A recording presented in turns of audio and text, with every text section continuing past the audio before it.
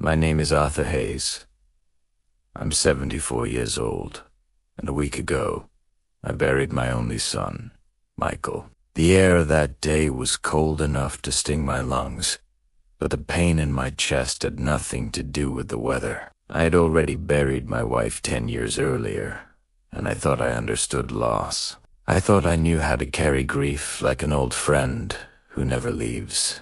But watching the last handful of dirt fall over my son's coffin, that wasn't grief. That was the end of something sacred. That was silence swallowing my world whole. People say time heals, but I knew from that first moment at the cemetery that this wound would never close. Michael was more than my child. He was my anchor. The reason I kept waking up every morning. He used to call every Sunday, even when work was busy, just to say, "You're still the toughest old man I know." Dad, I'd laugh. I'd tell him he hadn't seen tough yet, but the truth is, I only stayed tough because of him. And now, standing there beside his grave, I could barely stand at all.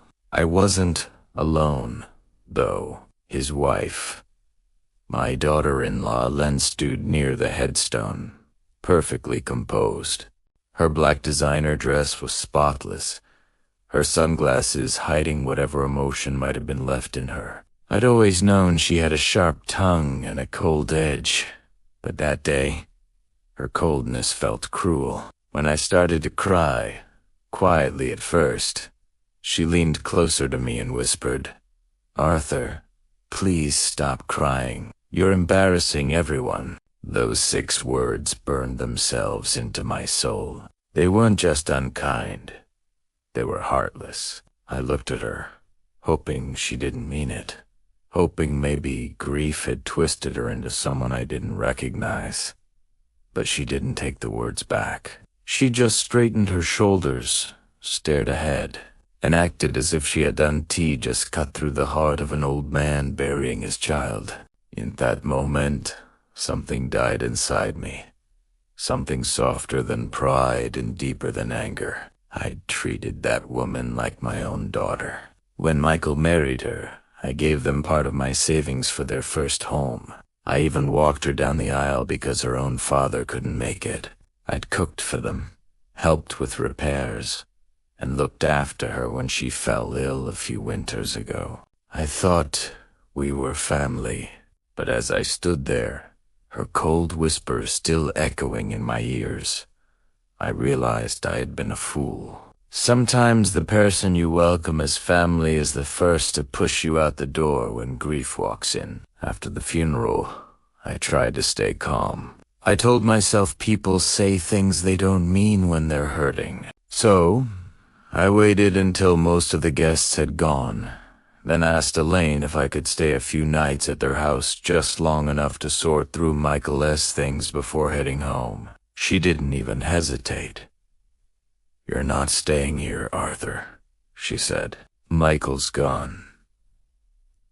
This is my house now. Please pack your things and leave." It felt like he'd been slapped. My knees weakened.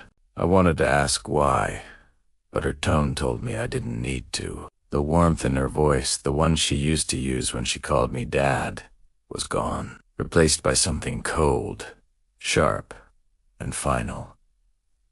When love dies, it doesn't always leave a body. Sometimes, it just leaves silence and a locked door. That night, I went upstairs to the guest room for what would be my last night under that roof. I sat on the edge of the bed and looked around. Michael's laughter still lived in those walls. I could almost hear him shouting from the kitchen, "Dad, dinner's ready," just like he used to. Now it was quiet, empty, dead in every way that mattered. I started packing the few clothes I had brought. My hands trembled, not from age, but from heartbreak. As I folded the last shirt, I noticed a small stack of papers on the desk. Among them was a sealed envelope with my name written in Michael's handwriting. The sight of it made my heart stop. My son had left me something. For a moment, I thought of opening it right there, but something in me hesitated. It felt wrong to rush it, wrong to touch it with tears still in my eyes. I slid it carefully into my bag, promising myself I'd read it when I was ready. As I left the next morning, Elaine didn't come downstairs to say goodbye. She had gotten what she wanted. An empty house, and no old man to remind her of what she'd lost. I stepped outside, closed the door behind me, and swore I'd never stepped foot there again. When someone throws you out of your own son's home, the universe starts taking notes.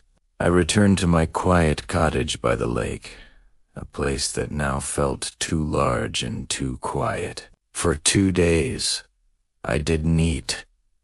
I didn't sleep. I just sat by the fire, staring at that unopened envelope. My mind kept going back to the words she'd said. "This is my house now." There was so much confidence in her voice, so much certainty. But how could she be so sure? Finally, on the 3rd night, I opened the letter. Michael's handwriting filled the paginate. Careful the way he always wrote. It began simply. "Dad, if you're reading this, I guess life didn't give me as much time as I hoped. I've made sure you're taken care of, no matter what happens." When I closed the door on that house for the last time, I felt hollow, but also oddly clear-headed. The pain of losing my son, Michael, sat in my chest like a stone, yet underneath it, something else had started to grow a quiet resolve that I would not be erased by someone who only pretended to love what she really wanted to own. I sat by my lake window, Michael's sealed envelope beside my teacup. The afternoon light traced a thin line across the paper, as if the sun itself wanted to read what fate had written inside. It's strange, but sometimes the darkest hours can sharpen your focus into something that feels almost like perfect clarity. And then, as I read further, my heart began to pound. Michael had written a second will, one Elaine didn't know about. He'd signed it after their last argument, just weeks before his accident. In it, he had left the house, his business shares, and a savings account, all in my name. The crew often forget that paper can carry justice long after a heart stops beating. I just sat there in stunned silence, the letter shaking in my hands. Elaine had thrown me out of my own house. My son's last wish had been to protect me from her greed, and she had no idea. That night, I didn't feel old anymore. I didn't feel weak. I felt something stirring deep inside me, quiet, steady, patient. It wasn't revenge in the way most people think of it. Mine wouldn't come from anger or shouting. It would come from the truth.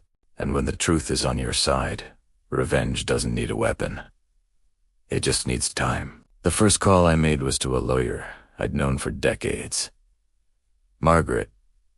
She used to help me with taxes and the odd land title issue when records got muddled. I needed someone patient, honest, and very careful. I didn't want a scene, and I definitely didn't want drama. Margaret came by that evening and sat at my kitchen table. She read Michael's handwriting like a map. The second will was signed, witnessed, and notarized. It was clean, explicit, and legally binding. I watched Margaret fold the paper carefully, and I felt this strange steadiness.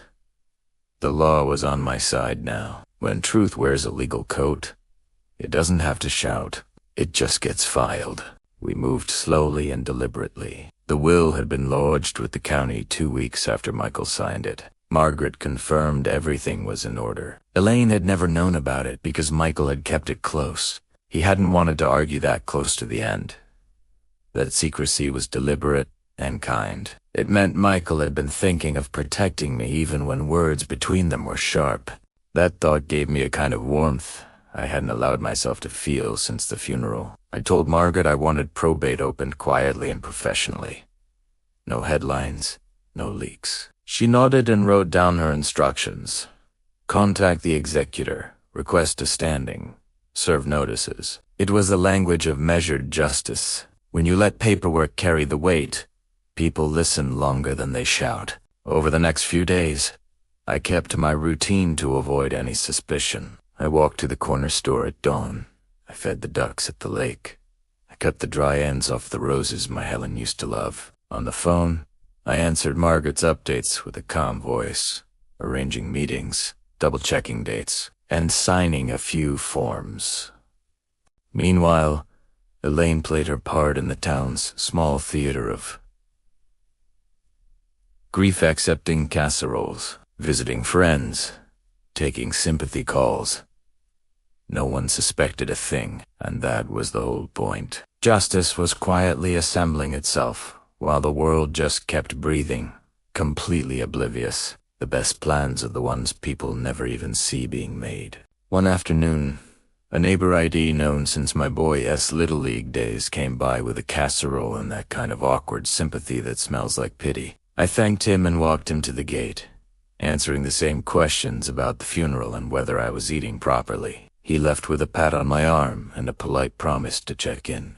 Watching him go, I thought about how many people fill their days with convenience, and then wonder where that convenience goes when it matters most. I went back inside, poured a fresh cup of coffee, and read Michael's letter again. Sympathy is light, but evidence is weight, and weight bends the world differently. I folded Michael's letter carefully, placed it back into the envelope, and set it on the table. Then I made a pot of black coffee and started planning the comest. Most devastating justice I could deliver to the woman who told me to stop crying and leave.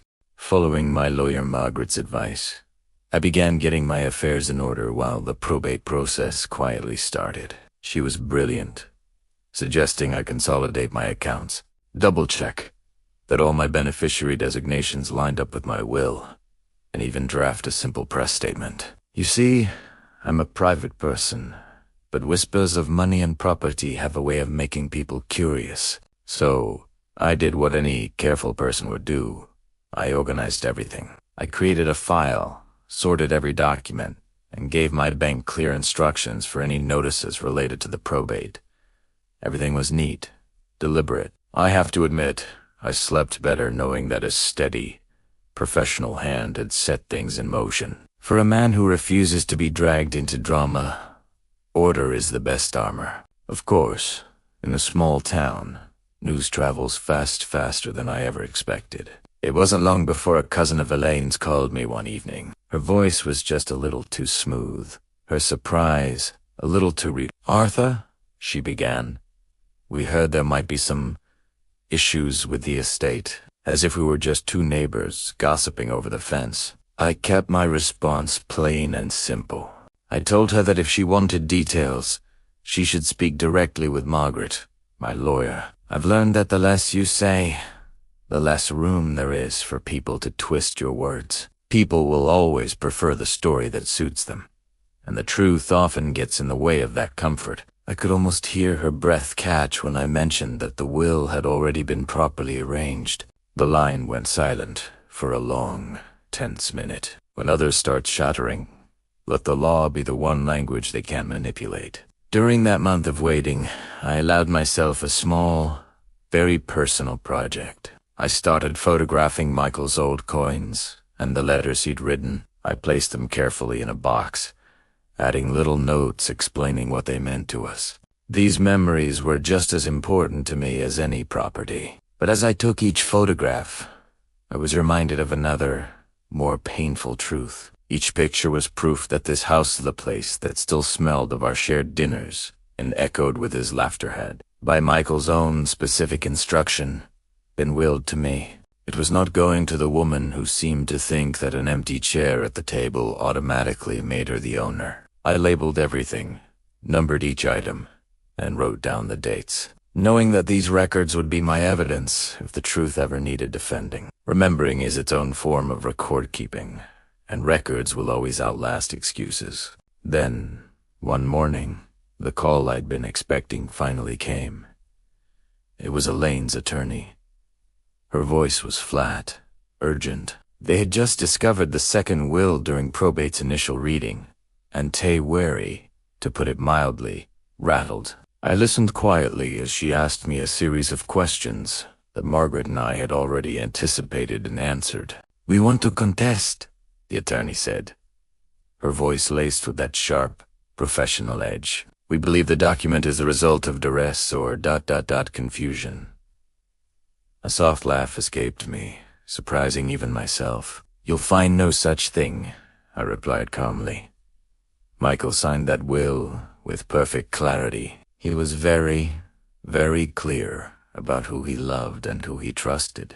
The lawyer then tried a different tactic, suggesting mediation, hinting at a long, messy court battle. I told Margaret I welcomed all of it. Let them bring their noise and their accusations into the courthouse. Let the truth meet them there. Threats are just wasted breath, but the right signature on the right document wastes no time at all. In the days leading up to the first hearing, my mailbox filled up. There were angry letters, pleading letters, even some pitying ones. But one letter stood out. It was from an old friend of Michael's, and he simply wanted to thank me for the way I had raised such a good man. Tucked inside another, smaller envelope was a single photograph. It was of Michael and me at a picnic, decades ago. Both of us sunburned, smiling, and completely innocent. I taped that photo to my refrigerator. Even in a quiet battle like this, you need reminders of why you're standing your ground. That picture was my reason. I kept the memory close and let the paperwork do the heavy lifting. Facing a fight is always easier when your motivation is right there on the wall next to your kettle.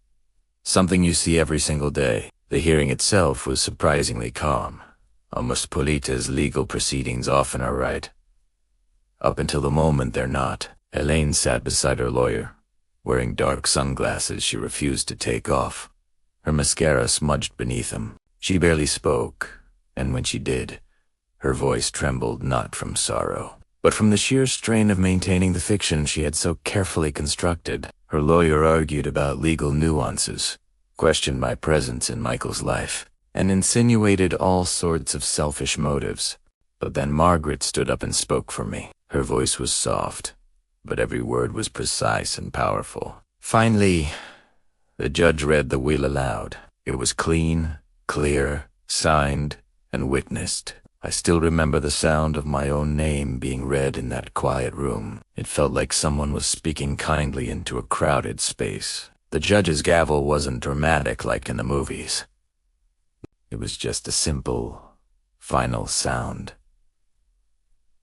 The will stood. The court case was over. People think courtrooms are theaters for high drama, but they're not. They are places where the slow, patient truth finally finds its footing and stands firm. When the judge's decision was read, a strange sense of release filled the room. Elaine didn't sob, not in the way you'd expect. Instead, there was this thin, brittle sound. The noise someone makes when they realize their ambition has just been crushed by consequence. I didn't feel any satisfaction hearing that cry. Just a quiet, profound sorrow that life had become so hard, so empty, all because of choices made for short-term gain. As people began to file out of the courtroom, our neighbors offered these tight, awkward smiles and condolences. Margaret, who lived next door for years, put a gentle hand on my shoulder. "He did well by you," she said softly. I just folded my hands, my mind flashing back to Michael's neat, precise handwriting. The way he'd once signed a check with a little flourish and a joke. In that moment, the present and the past just braided together, becoming one. I learned then that justice often tastes like quiet. It's not a triumphant shout. It's the settling of an old, righteous debt. Back at the cottage, my cottage, I opened a bottle of his favorite red wine. I poured 2 small glasses, one for him, one for me. Raising mine to the empty room, I whispered a thank you into the soft air. Outside, The world just kept humming along with its own small dramas. A neighbor's dog barked. A school bus honked in the distance. A tractor chugged past down by the lake. I let that ordinary noise reassure me, a reminder that life, even when it feels broken, just keeps going on, steady and relentless. I sipped the wine slowly. It was bitter and kind all at once. I didn't make any grand plans, just a quiet memorial in the spring. I'd plant a small tree, and I would read Michael's letter aloud, because sometimes, for a truth to be fully known, it needs to be heard, spoken into the world. It's funny, isn't it? The loudest lessons in life often finish quietly, in the ordinary moments where life simply picks up and resumes. The days that followed were thick with a silence that didn't comfort. It was the kind of silence that only reminds you of what's missing.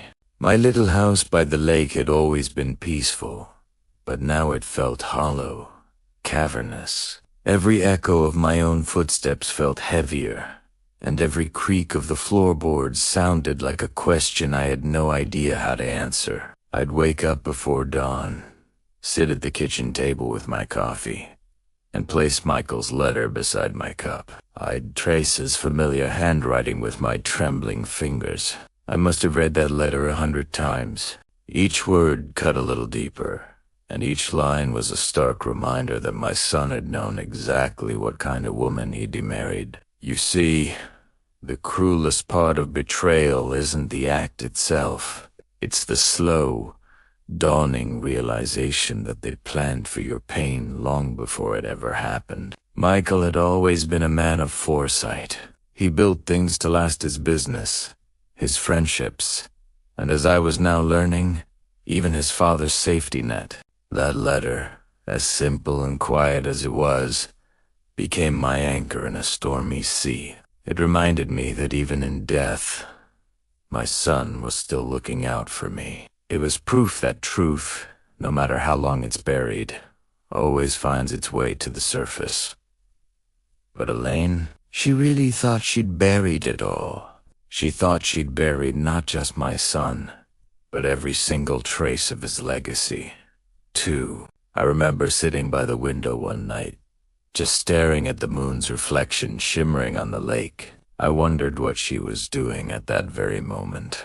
Probably sitting in that big house she thought was hers, sipping expensive wine, hosting friends, talking about her late husband's business.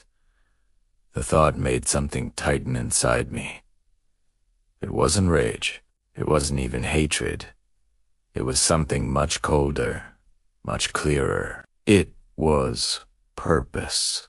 The very next morning, I called Robert Langley. He was Michael's old attorney and one of the few men I still trusted completely. Robert had known my son since he was just a teenager. He'd helped Michael start his first company, and later, he was the one who drafted his will. When I told him over the phone that I had a letter from Michael, written just before he died, Robert's tone changed. He asked me to come to his office immediately. His office was exactly as I remembered it. Walls lined with old leather-bound books, the comforting smell of coffee and paper mingling in the air. He adjusted his glasses as I handed him the letter. I watched his expression change as he read. His eyes narrowed. His jaw tightened. Then, without saying a single word, he turned, opened a drawer in his desk, and pulled out a thick folder. Inside was a copy of Michael's last will and testament. Real one. It turns out, when the truth finally arrives, it doesn't bother knocking. It just walks straight through every locked door you thought was secure. Robert's voice was calm but firm, cutting through the silence. "Arthur," he said, "your son updated his will 2 weeks before the accident. It was filed legally, signed with witnesses present." He paused, letting the weight of his next words sink in. Elaine doesn't own the house, the company, or any of the assets she's been using. They belong to you. I just sat there, staring at him in disbelief. My voice was barely a whisper. To me, he left it all. To me. Robert simply nodded. He wanted to make sure you were protected, Arthur. He mentioned that things had changed at home. I didn't need to ask what he meant. I had seen it myself. I'd seen the way Elaine had begun to treat Michael in those final months, the dismissive tone, the constant late-night arguments, the way she could smile for the neighbors, but her face would freeze over the second she looked at her husband. Michael had seen it, too. And he knew. He knew she'd turn on me the second he was gone. That afternoon, Robert began the paperwork. Legal notices were drafted. Documents were signed. He explained every single detail to me slowly, carefully, but I could barely hear him over the roar in my own head. My thoughts were racing. Every piece of paper he filed, every signature he collected, brought Michael's justice one step closer to reality. It was a profound lesson.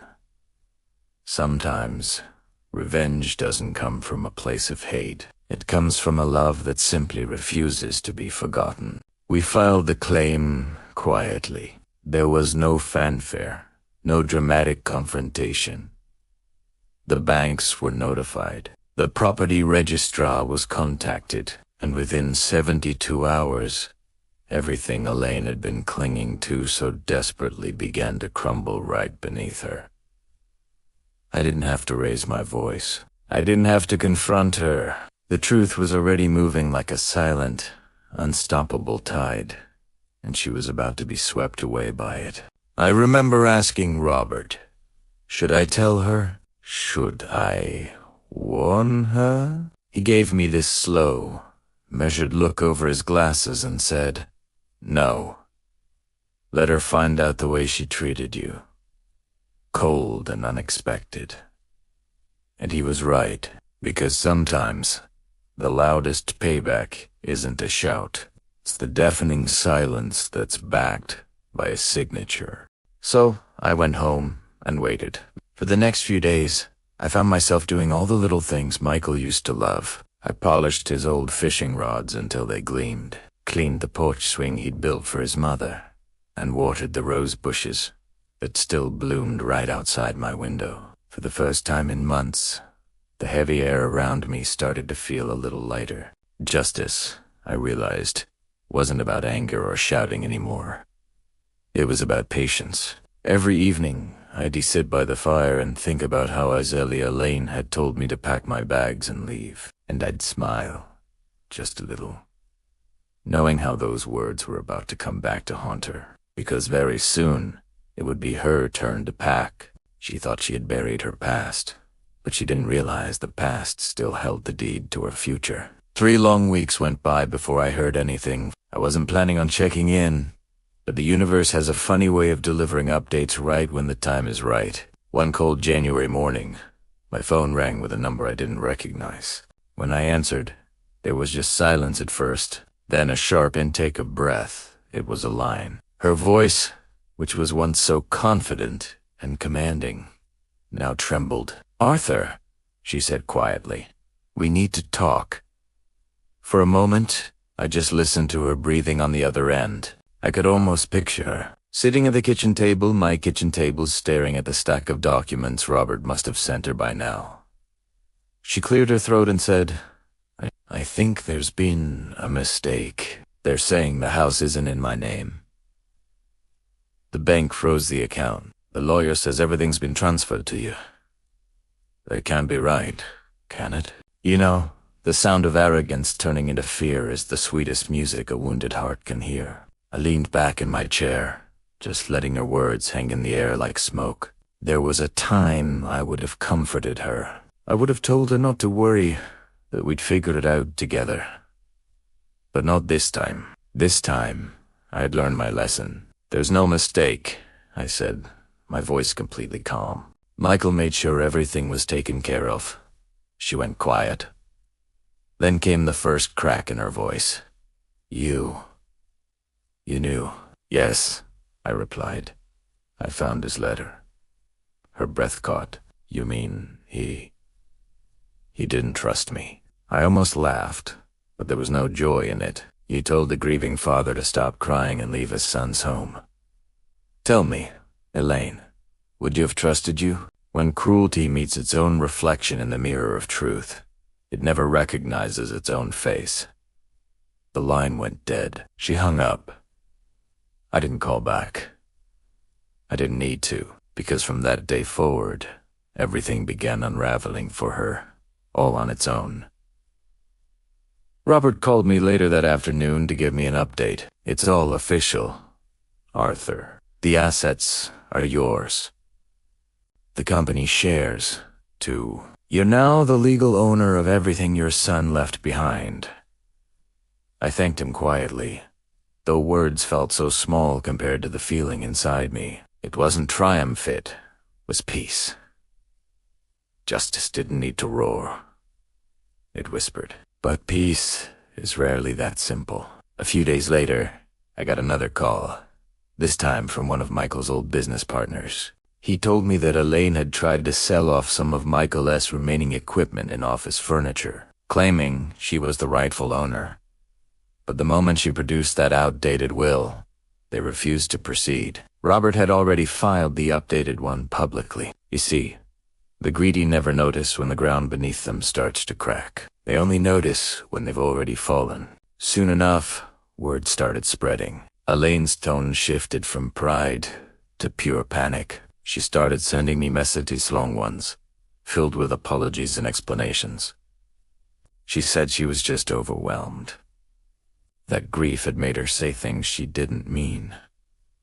She even asked if we could start over. I didn't reply to a single one. I just forwarded every message to Robert and let the silence do the talking. She had made her choice at the funeral. I was just giving her the same peace she had given me. None. In the weeks that followed, I went through Michael's belongings with steady hands. His old watch, the one he wore to work every day, still ticked faintly. His wedding ring was in a small box. He'd stopped wearing it after their last argument, and now I finally understood why. There was a heaviness in those objects, a history that could break a weaker man. But to me, they were reminders of who my son truly was. A man who saw through pretense and loved fiercely. Love doesn't end when a heartbeat stops. It just changes who carries the weight of it. I kept Michael's letter framed on my study wall. Each morning, I'd look at it and remind myself that revenge was never my plan. Justice was. Michael had set the course, and I had simply followed it. Then, one afternoon, as I was sorting through some legal papers, a delivery arrived. It was a small brown envelope with no return address. Inside was a handwritten note from Elaine. It said, Arthur, I'm leaving town. There's nothing left for me here. I hope you can forgive me someday. I've lost everything, including the only person who ever truly loved me. I stared at those words for a long time. For a split second, I almost pitied her. Almost. But forgiveness is a gift, and she had spent every single opportunity she'd had throwing mine away. Karma doesn't always take what you owe. Sometimes, it just gives back what you deserve. If this story resonated with you, please consider hitting that like button and subscribing to the channel for more. I carefully folded her note and placed it beside my son Michael's. 2 simple pieces of paper. One was written with a heart full of love, the other with a soul full of regret. Both told the story of a man who tried his best to do right by his family, and a woman who tragically mistook kindness for weakness. That evening, I stood by the window, just watching the snow fall over the lake. I felt a sense of peace that only comes when the truth finally settles in. My son's words echoed in my mind. You're still the toughest old man I know, Dad. He was right. I realized that some battles aren't won with fists or with rage. They're won with a heart that's just strong enough to outlast betrayal. The weeks that followed were quiet, but in that quiet, I could feel life slowly, gently returning to its rightful rhythm. Elaine was gone from my son's house, completely gone. I'd hear rumors from neighbors, whispers that she had moved far away, probably hoping that distance could somehow erase the memory of her misdeeds. But you can't run from the truth. She had underestimated Michael. She had underestimated me. And most of all, she had underestimated the power of a will written with absolute clarity and love. Some people just don't realize the very ground they stand on was built by someone else's patience. I began settling Michael's affairs, taking my time. I wasn't in any rush. Every check I signed, every document I reviewed, every meeting I attended, each one reminded me of the incredible life he had built and the family he had loved so deeply. The business he left behind needed guidance, and even though I was 74, I felt more alive than I had in years. This wasn't just about revenge. It was about preserving his legacy. Elaine had tried to erase me, to treat me like I was just an inconvenience, a relic of the past she could sweep aside. But I was learning that real power isn't shown through threats or cold, dismissive words. It's shown quietly, by knowing what is yours and having the patience to protect it. I remember walking through Michael's office for the first time alone. I ran my hand over the ledgers he had kept so meticulously, read the little notes he had jotted in the margins, and looked at the blueprints for his dreams. My heart just swelled with pride, but also with this steely resolve. I thought to myself, when someone tries to push you out, the quiet reclaiming of what's rightfully yours can be the loudest statement of all. Elaine's absence didn't just bring relief, it brought a new perspective. I started noticing how neighbors, friends, and even his old business partners began to reach out to me. Michael's generosity had created bonds that couldn't be broken by one person's greed. Slowly, I started rebuilding the connections that had frayed under her constant manipulations. And yet, there was still a lingering shadow. I didn't want revenge to consume me, but I also couldn't forget the way she had dismissed my grief at his funeral, the way she had spoken over me as if I were invisible. But I realized that justice doesn't always need a loud confrontation. Sometimes, it's just the natural course of truth, of paper and law, of timing and patience. The universe has a long memory, and sometimes it writes justice in whispers, not in shouts. As I began preparing for the first anniversary of Michael's passing, I found myself thinking strategically. I thought about how Elaine's desperate attempts to claim power had failed so spectacularly. Every single gesture she had made to erase me had only reinforced my resolve. It wasn't spite I felt, it was clarity. I made a plan to ensure that every action I took from then on would honor my son. His friends, his colleagues, and even the charities he supported were all carefully notified of the changes in ownership and guardianship. I knew Elaine might try to interfere if she saw an opening, but the walls of legality and truth I was building were already stronger than any of her schemes. Justice, I was learning, doesn't always have to roar. Sometimes it just settles quietly, leaving the guilty in a stunned, helpless silence. Days turned into weeks, and the news began to circulate. Subtly at first, I heard that Elaine was scrambling, trying to cover her lost opportunities.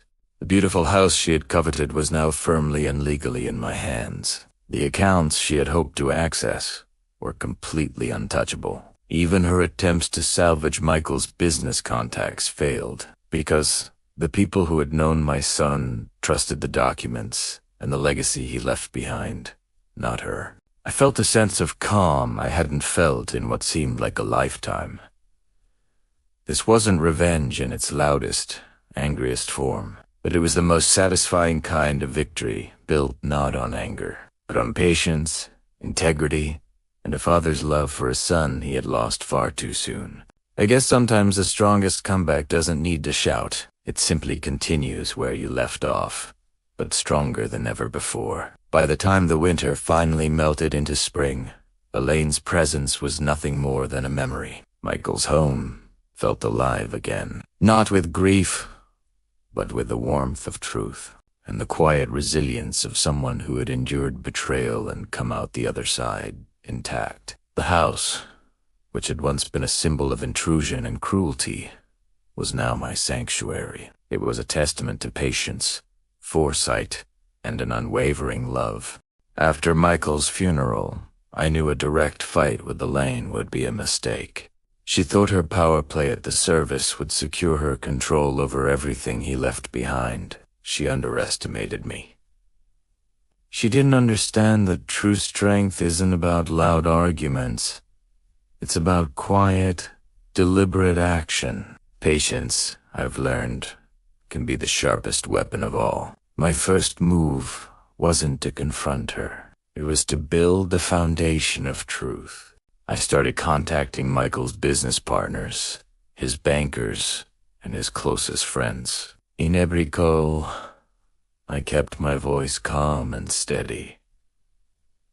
I didn't talk about Elaine's arrogance. I talked about Michael's vision, his promises, and the deep respect he had for me. The facts spoke for themselves, and they were far more powerful than her emotional outbursts. People who dismiss the quiet and the patient often find themselves outmaneuvered by wisdom.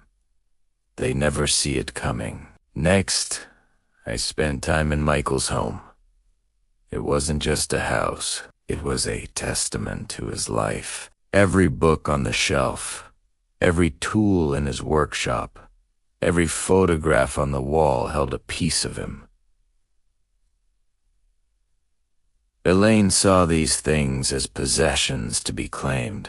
I saw them as a legacy to be protected. She assumed she could just take everything, but she hadn't accounted for one crucial thing. Foresight. Michael and I had planned for this. Tucked away in his desk, I found notes he'd left for me, reminders of projects we were supposed to start, his thoughts on his business, and most importantly, clear statements of his trust in me. Each piece of paper was a silent rebuttal to Elaine's fabricated authority. They were quiet strikes against her illusion of control, proving she could never take what was never hers to begin with. It's funny how the smallest details can deliver the most devastating truths. I started making my presence known in the neighborhood. The same neighbors who had been friendly to Elaine now saw me working in Michael's garden or leaving for meetings about his business. I didn't need to say a word against her. I just greeted them warmly, shared a fond memory of Michael, and talked about the community projects he'd been so passionate about. It was subtle but incredibly effective. People began to see the stark contrast between her frantic manipulation and my calm, steady purpose. Slowly, without a single fight, her influence began to wither. True power doesn't need to announce itself. It quietly rewrites the story from behind the scenes. By the end of that first season, I had secured every asset, every account, and every dream Michael had entrusted to me. I had built a quiet fortress of truth and integrity around his legacy. Elaine could keep trying to twist the narrative, to manipulate people, but her efforts were pointless. Every lie she told just crumbled against the solid wall I had built. She might have thought she'd won that day at the funeral, but her victory was hollow. The deep, quiet satisfaction of justice was mine. I've come to believe that the sweetest revenge is the one that is invisible, inevitable, and irreversible. Months went by, and life found a new, calmer rhythm. I poured my energy into honoring Michael. I guided his business, mentored the young associates he'd Bedin, and started the community garden we had always talked about. Each small success, each thriving project, was a silent victory. From a distance, bitter and isolated, Elaine watched as everything she had tried to seize flourished without her. The strongest revenge isn't built on anger. It's built on purpose and success. I started attending community events, volunteering my time, and reconnecting with the people Michael had trusted. The very community that once seemed to side with her now saw me as a man of loyalty and quiet strength. Her attempts to spin stories and gain sympathy fell on deaf ears. The balance of power had shifted, not because of a battle, but because the calm persistence of truth had finally taken its rightful place. Those who ignore foresight and loyalty often find themselves powerless, even when they think they're in charge. Privately, I felt a profound sense of satisfaction. Elaine had been so sure of herself. She believed grief could be weaponized, that manipulation was stronger than loyalty, and that fear could silence the truth. But every document I filed, every conversation I had, and every decision I made proved her wrong. All her scheming left her with was frustration, while I had found peace. When the world tries to push you out, the most powerful response is to rebuild quietly, deliberately, and with unwavering dignity. Every time I walked through Michael's home, I felt his presence. I saw it in his books, his well-used tools, and the garden now blooming under my care. I had protected his legacy, not just for revenge, but to honor the promise I made to my friend. In the process, I learned a vital lesson. Patience and loyalty will always triumph over arrogance and deceit. Elaine's attempts to control and intimidate had failed so completely, she didn't even grasp the full extent of her loss. Sometimes, the best revenge is simply living a full and meaningful life in the very space they tried to take from you. On the first anniversary of Michael's passing, I looked back and realized I'd achieved something far greater than revenge. I had protected his memory, preserved his legacy, and dismantled Elaine's illusion of power quietly and completely. She thought my grief would make me weak. Instead, my patience made me unstoppable. The quiet victories are the ones that resonate the longest, because they are built on a foundation of truth, loyalty, and time. Michael's home, his business, his name day, were all thriving. Elaine was a distant, bitter figure, completely unaware of how thoroughly she had lost. At 74 years old, I had reclaimed my dignity, found justice, and secured my peace. I hadn't fought. I had endured. And in that endurance, I triumphed. Some victories are loud and explosive, but the most powerful ones echo silently, carried by the life you rebuild on your own terms. I'll never forget her words at the funeral. Stop crying, pack your things, and get out. But now, they no longer sting. They're just a reminder of how far patience and truth can carry a man. She pushed me out, but life brought me back with things she could never touch. Peace, honor, and justice. The greatest revenge is a life rebuilt stronger, wiser, and more complete than the one they tried to destroy.